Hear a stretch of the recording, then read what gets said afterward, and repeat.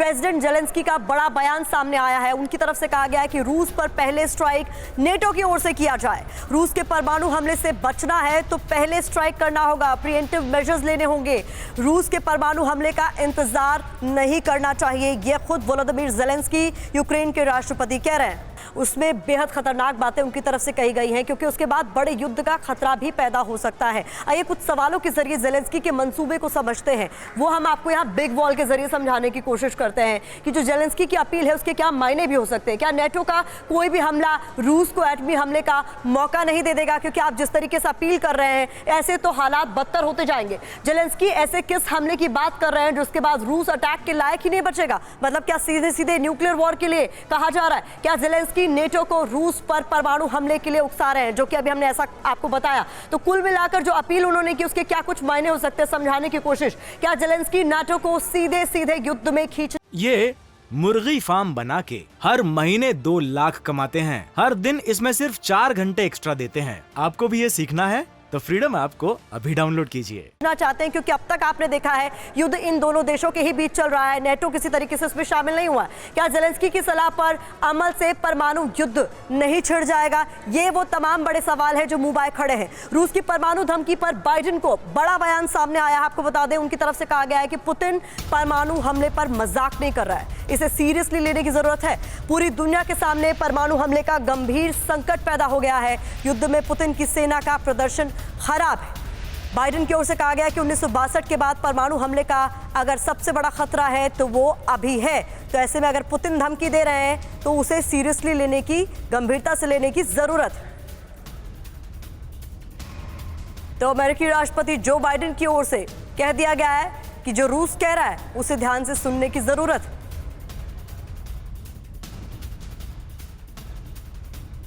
Putin परमाणु हमले पर मजाक बिल्कुल नहीं कर रहे हैं।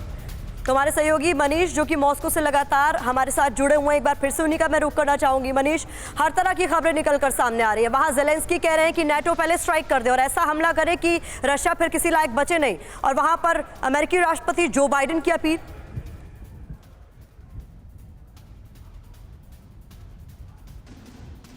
देखिए, बिल्कुल सही कहा आपने। और सबसे बड़ी बात यह है कि प्रेसिडेंट जेलेंस्की जब ये कहते हैं कि नाटो पहला हमला कर दे, तो अगर इसकी थोड़ी सी भी संभावना दिखाई देगी तो वैसी स्थिति में आप सोचिए कि रूस का क्या कदम होगा। देखिए, रूस के जिस पावर सेंटर की हम बात कर रहे हैं, उस क्रेमलिन की, उस रेड स्क्वायर की, या फिर ये जो चर्च है उसकी, क्योंकि आपको भी याद होगा कि पिछले हफ्ते इसी चर्च के जो मुख्य पादरी हैं उन्होंने अपील की थी प्रेसिडेंट पुतिन से कि रूस न्यूक्लियर हमला करे। और ठीक इसी चर्च के पीछे में है एफएसबी का हेडक्वार्टर, और वहीं पर है वो ह्यूमन राइट ऑर्गेनाइजेशन का मुख्यालय, जिसे अभी थोड़ी देर पहले नोबेल शांति पुरस्कार देने की अपील की गई, देने की घोषणा हुई थी। तो एक तरफ जहां एक ऑर्गेनाइजेशन ऐसा है जिसे नोबेल शांति पुरस्कार मिला है, वहीं दूसरी तरफ ये जो बिल्डिंग आप देख रहे हैं क्रेमलिन, यहाँ से लगातार यूक्रेन के खिलाफ युद्ध चल रहा है। और अगर प्रेसिडेंट जेलेंस्की की अपील पर नाटो के कुछ देश सहमत होते हैं और थोड़ी सी भी संभावना बनती है,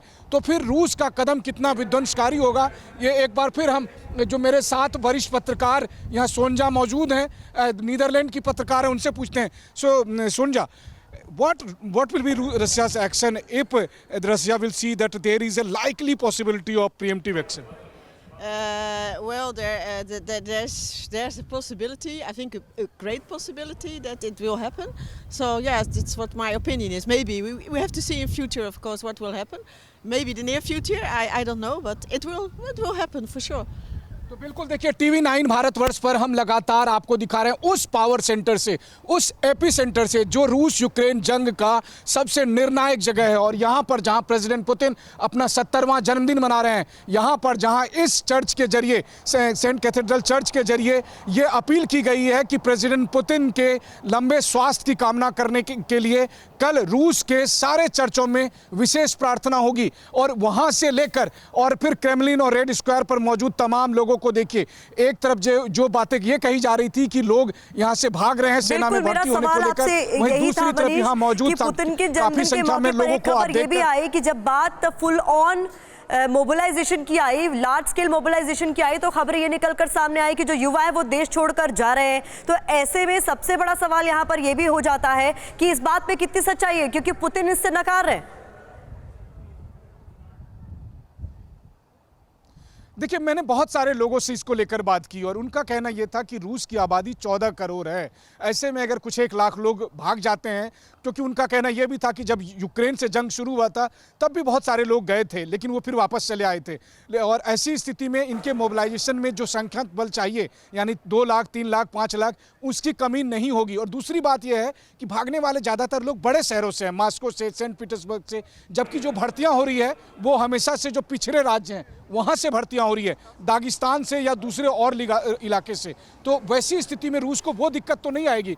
मैं आपको एक विजुअल दिखाना चाहता हूँ। देखिए, आप यहाँ पर जो सेंट रेड स्क्वायर के पास जो मौजूद लोग हैं, इसमें बहुत सारे ऐसे लोगों की संख्या है जो सेना में भर्ती होने के उम्र की जो क्राइटेरिया है उसको फुलफिल करता है। अगर इनके मन में डर होता, इनको लगता कि नहीं यहाँ से पकड़ के सेना लेकर चली जाएगी, तो ये फिर आपको दिखाई नहीं देते। लेकिन यहाँ काफी संख्या में ऐसे लोग हैं। बिल्कुल मनीष, मैं चाहूंगी आप हमारे साथ बने रहे, क्योंकि बहुत महत्वपूर्ण जानकारी आप सीधे मॉस्को से हमारे साथ साझा कर रहे हैं। लेकिन ये बताना भी बहुत जरूरी हो जाता है कि अमेरिका के राष्ट्रपति जो बाइडेन ने क्या कुछ कहा है। उसके लिए सीधे रुख करते हैं निधि का।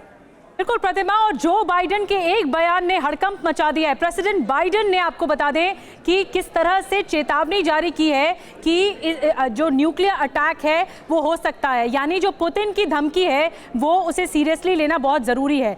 प्रेसिडेंट बाइडेन ने माना कि रूस परमाणु बम चला सकता है, न्यूक्लियर वेपन के इस्तेमाल पर पुतिन मजाक नहीं कर रहे हैं और इसीलिए इनके जो बयान को गंभीरता से देखा जाना चाहिए। पुतिन केमिकल बायोलॉजिकल वेपन का यूज कर रहे हैं, ये बड़ी बात जो कि कही गई बाइडेन के जरिए। बैटलफील्ड में पुतिन की सेना का प्रदर्शन खराब रहा है। कमजोर सेना की वजह से पुतिन का परमाणु प्लान हकीकत में बदल सकता है और 1962 के बाद परमाणु अटैक का सबसे ज्यादा खतरा, बाइडेन कह रहे हैं कि अब तक का सबसे बड़ा खतरा 1962 के बाद से है। 1962 में दुनिया परमाणु युद्ध के कगार पर पहुंच गई थी, ये बड़ी बात कही। 1962 में रूस अमेरिका के न्यूक्लियर वेपन आमने सामने थे, तो उस वक्त जो परिस्थिति थी उससे भयानक परिस्थिति अभी है 2022 में। और इसीलिए पुतिन की जो धमकी है उसे सीरियसली लेना चाहिए। ये मुर्गी फार्म बना के हर महीने 2 लाख कमाते हैं। हर दिन इसमें सिर्फ 4 घंटे एक्स्ट्रा देते हैं। आपको भी ये सीखना है तो फ्रीडम ऐप को अभी डाउनलोड कीजिए।